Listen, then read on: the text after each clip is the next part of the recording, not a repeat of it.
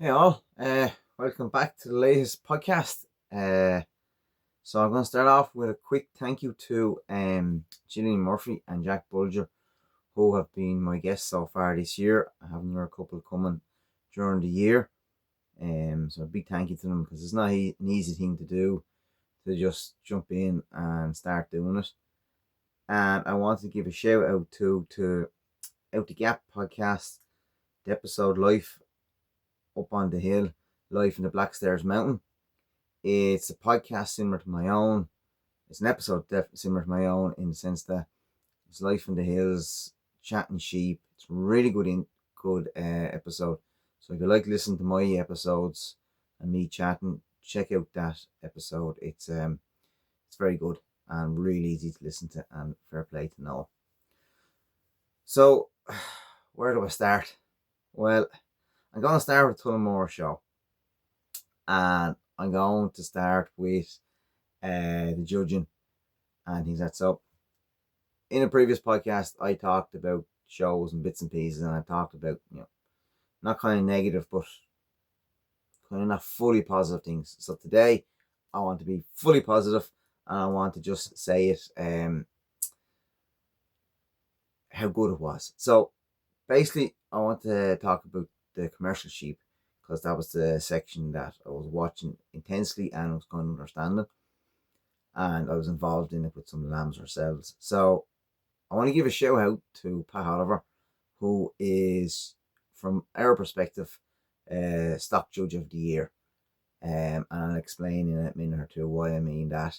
And I also want to just give a special mention to Joey Walsh, who was judging the young handlers class. And if ever there was a job of judging that was impossible to do, that was a class that was impossible. But he did manage to pick the best girl out, who had her sheep in really, really, really good way of controlling them. And he did manage to treat all the kids the same and make sure that they were all happy. And I have to say, just you take your hat off to him, because there was so many kids in it. It was impossible to do, and he managed to do a really good job, and the kids left happy. They all got rosettes at the end of it as well. And, it was a good experience for the kids. And that's the most important part of the day. So, why would I be picking Pat Oliver as Judge of the Year? Well, very simply,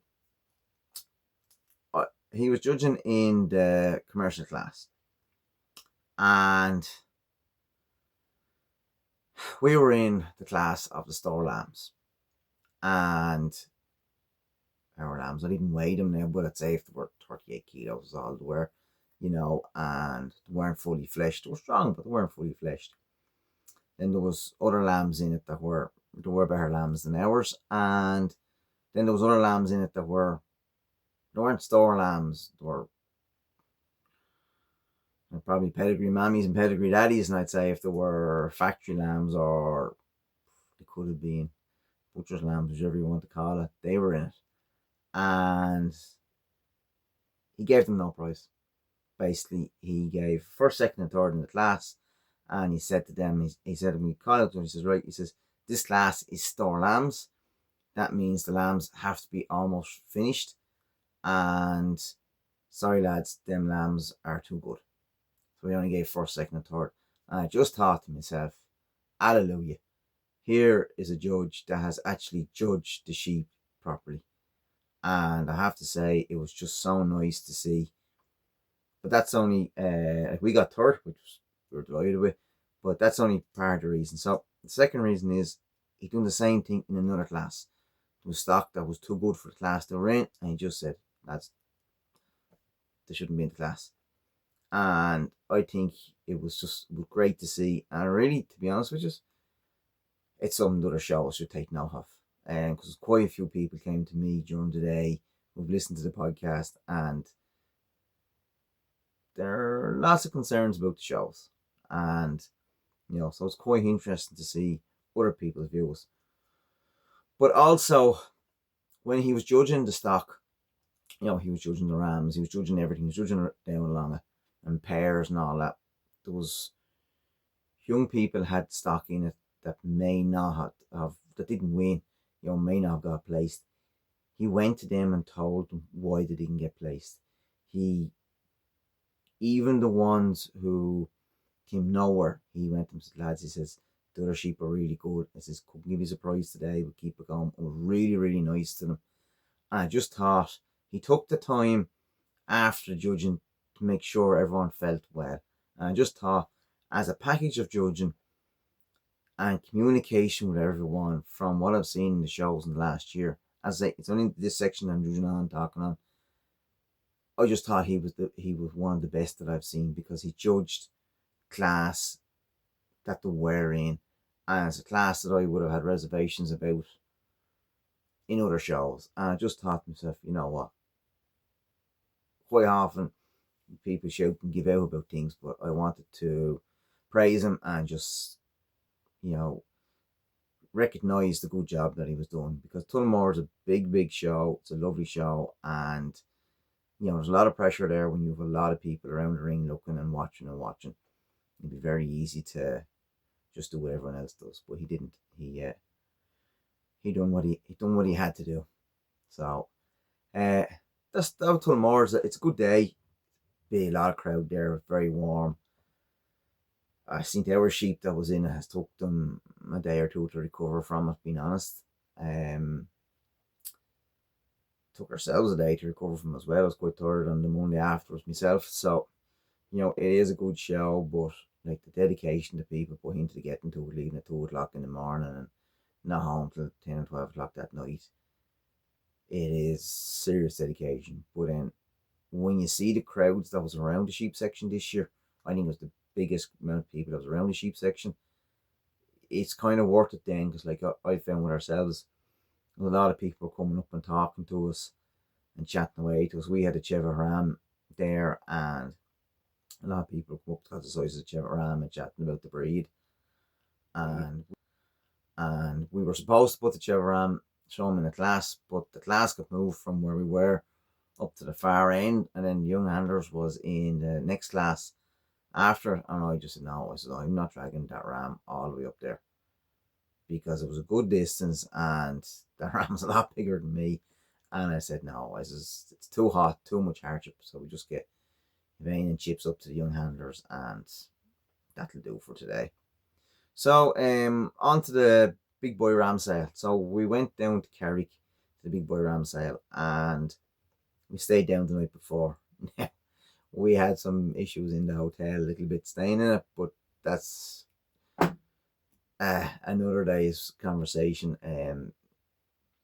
It was, we gone grand in it now, but just there was a few teething issues, as lads would say, but we won't worry about that today. So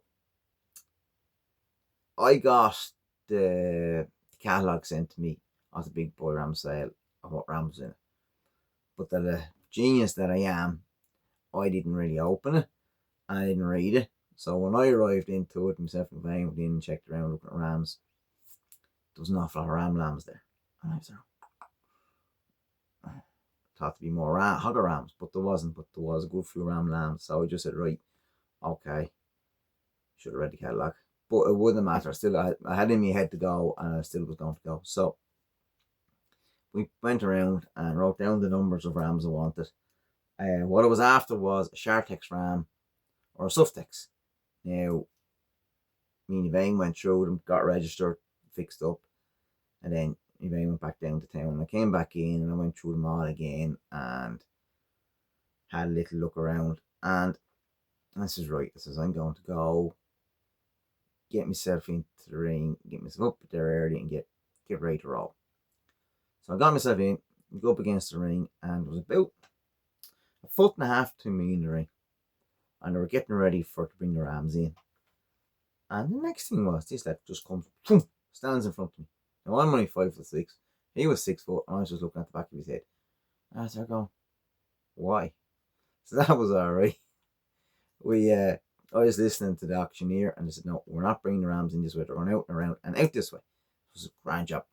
So I went around to the other side of the ring, and I got to look into the rams coming into the ring. Normally I don't. Normally I do stand well back, but it's a sale that I'm not familiar with. There's a lot of different breeds in it, and I kind of wanted to see what was happening and make sure I wasn't making a mistake when I was bidding at the rams. So the Charlie rams went in first, and they were good choice of trades. Some up to I think they were up to €1,400. Now I was going, I said to myself, right, I have 20 hours. So if the Charlie lambs are making 1,400, there's a fair chance the Suftex rams are going to make, their ram lambs are going to make 1,400. And I said there's a fair chance that the Shartex Hoggett rams will make that money. So that's the ballpark. So I said, right, this is time to open your eyes and wait and see. So I decided to do was, if a Hoggett ram went through at a right price, I was going to bid on it and see if I could get him, if it was a Charley or a Tex or something that before the others come in, because the Shartex and the Suftex were quite late in the sale. So I said, right, we'll wait and see. So lot 7 and 8 come in, the Charlie Hoggett rams, and went for a nice price. Then this ram come in, Charlie ram come in, and he was started at 500, struggled at 550. I bid on him, and he flew to 600, stopped, and I got him for 600. Now, in my opinion, he was an €800 ram, and I knew the owner of him. As I say, it wasn't a ram that I went to go buy, but I knew the owner of him, and I said, right, that's the job. So I got him on lot 9, and this is the funny part of it. The ram lamb that went through afterwards, I think, went for nearly €800. And obviously lads who were there to buy rams must have missed this ram, because he's a fine sheep and that, like. So I got lucky with the price. Ram's a good ram, good active ram, and went up, paid, and got sorted, got him loaded, and got out of there and got on the road, headed home early. So I was quite chuffed that way. I got home early, but I suppose the fact that he was going to Muleyo's, Texelyo's, Dorsets, I didn't have to be fully specific, because they're going to be in the shed lamb anyway. Now, the thing is about the price. So he's going to roughly 20 hours. So say, for argument's sake, you paid €1,500 for the Hoggett ram, and it goes to 20 hours. This year, you're taking 50 quid. You could be taking €50 a lamb off them lambs when you're selling them for the price of the ram. Roughly, give or take. And I that's why I didn't want to go so high for him. Where the other way is now, the price I got him for, he's half that, like. And okay, he might live 2 years, might live 3 years, but you can only go 1 year to year. And I just thought to myself, you know what, maybe I got lucky, and I didn't see the value in overpaying. If you're putting them to 40, 50 hours, that's a different job. You would you'd better, not better buying the higher price ram, but you can afford to buy the higher price ram, because you have more lambs coming out of it. So I was quite happy with him, and that he's a nice sheep. So he's actually gone out now to the ewes, and he was tipping one, but he was after them. And when I brought him home, and I was chatting to the guy that I bought him off, and he said to me, he says, "Oh, he hadn't been got a lot of meal." Now, anyone listening to this is going to say to yourself, "Well, how many times have I heard that?" And that's not exactly what I thought, but I said, yeah, I've heard all that before. But he was telling the truth. The reason I went no, because when I brought him home and I gave him meal, he hardly ate any of it. He just looked at it, nudged at it a little bit. So I fed him every second day, had him with 2 ewes, and he hardly ate it, like. And 2 ewes, they lorried into him. So the chap was telling the truth. Clearly the ram wasn't getting a lot of meal. So from that point of view, I'm even happier with the ram, because he is a genuine sheep, and sometimes they're hard got. So kind of suppose where we at now with the farm. As I say, the ram is out. The Dorset rams are still out and the owls are still on the hill, but they'll be coming in shortly. So I'll have to get the rams up and we'll have to get the owls shore. We have dipped all the stock on the farm. Our sale, yow lambs and ram lambs, will be due for a second dipping now in another 10 days. So it won't be long coming. And we're due to shear our replacement yow lambs and shear our Dorsets, and we'll do the bellies and tails of the yows in closer to tipping time. The reason why we shear the Dorsets and shear the yows and lambs is when you shear the Dorsets in the autumn time, it's so much easier on the shearers in the springtime to shear the yows. It made life so much easier this year. And while it is a little bit of an extra cost, the lads are very good and they're very obliging. And if doing it makes their life easier, it makes my life easier. You know, for a little bit extra cost, sometimes for an easier life, you're just better going with it. And, you know, when you're shearing all the yows in the summertime, and it's hard to get people to come to shear the Dorsets, so if they're happy to do it that way and they're happy for it to come and shear the Dorsets that way, I think that's the job, and we'll keep at it. And then coming up also, we have to get the yows dosed, a few yows separate. We get our Cheviot Hogget yows separated. They're not as strong as our Horned Hogget yows, so I want to get them fixed up and get them to a bit of fresh grass. So we have grass for flushing the horn sheep. For the Cheviots, not as much, but we'll work that now over the next coming weeks. Hopefully, as the lad says. But we'll get there. Then we'll have to get the teasers out again, and that won't be long coming around. And I suppose what brings it around is quicker is because we're lambing again earlier this year, which there's, you know, it's just when you're off work you have to do it. So it just tightens things up a bit, like, and keeps you under pressure. But look, it isn't that what farming's about. It's supposed to keep you going, keep you tipping along. And then our last little bit, chips. So chips has gone to the Suffolk Ram. We had a few offers locally, and our first offer came from Derek Baskin, and I said, you know what, he was first to offer. I was glad of the offer, and I said, you know what, I'm going to bring her down to him, and he's going to keep her for a good few weeks, give her a cycle or two, and see how she goes. Because I was in a couple of minds what the ram to put her with. I just we hadn't decided, and I was kind of saying to myself, I'd like to put her to the Blueface Leicester, but she's too tall of a Suffolk to go to the Leicester. And I said, no, I'm not putting her to the Texel. So I said, we go to Suffolk. I take up the offer to Suffolk, and we go at that. And rightly or wrongly, whether the job is right or wrong, we'll see. We know next spring. The reason why I didn't want to go to Suffolk was just I didn't want the soft lamb at lambing time, and you know I was going to be apprehensive of it. But then I said to myself, you know what, we have one, so pretty Suffolk. Hopefully we'll buy another one this year for Elaine. And I said then we can decide then what we're going to do. And sure, one sheep, a bit of extra mining over a week is not going to kill either of us. And I suppose when she's lambing in January, she's going to be very exciting for Elaine if she goes and lamb in January or February. If she doesn't go and lamb in January or February, she won't be going to lamb in March. And the reason for that is I'll be absolutely up to my eyeballs in March lambing, and I've been talking to a few people, Suffolk Raiders, and an awful lot of them say that you're wasting your time lambing in March, that the lambs are too young when you're trying to sell them in sales and all that, and they don't have the condition and the power that the other lambs have, and they're too far behind.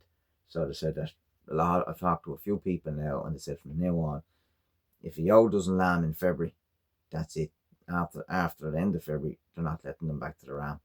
They'll run her dry or sell her off to the factory or do something with her, but they're not selling the Suffolks. Now that's, as I say, that's just a few people I've been talking to I'm not a Suffolk breeder. I don't know all ins and outs of it, but it's just a few people that I've been talking to that they've told me that's what they're doing, and